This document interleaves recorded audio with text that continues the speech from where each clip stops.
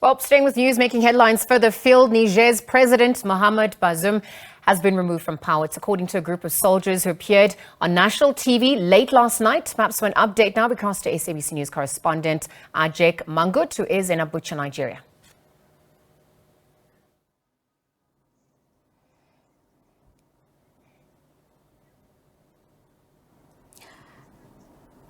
Yes, indeed. The soldiers who took over President Mohamed Bazoum's government had declared a curfew in the country. They've also announced the closure of the borders in the country. They've also warned against any foreign intervention by either the Western countries, because Niger is seen as a key Western ally in the fight against Islamist jihadists in the country.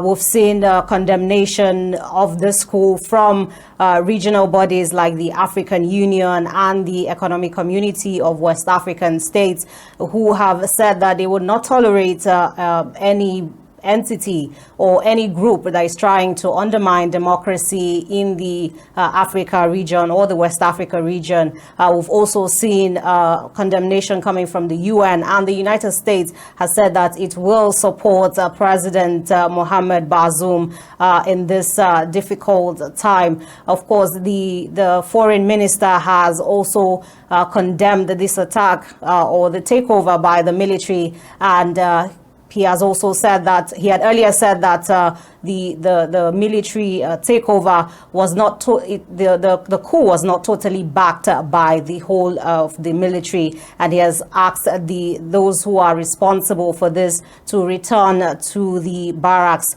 President Bola Tinubu, who is the chairman of the Economic Community of West Africa States, had met with the president of Benin Republic earlier on Wednesday, and he has sent him as part of the delegation to Niger to try and mediate in this situation to stop it from escalating, because Niger shares border with Nigeria, and the country has been dealing with insecurity that has spread from Nigeria, the Boko Haram insurgency that has spread from Nigeria to the region. And as the chairman of the Economic Community of West Africa States, the president is trying to put a strong stance to ensure that, we don't see more coups happening, especially with what we've seen in the last few years with coups in Mali and Burkina Faso since 2020. At this point, it's not clear if the ECOWAS is going to impose any military sanctions or economic sanctions on Niger, like we've seen in the case of Mali and Burkina Faso.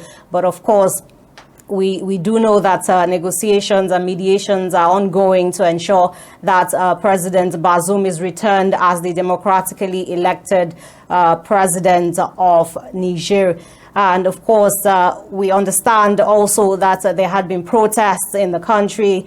There are some who have condemned this move by the military, but we understand that there are some others who are actually in support of this takeover by the military, because they are condemning President Bazoum's government of corruption and his inability to stop insecurity in the country.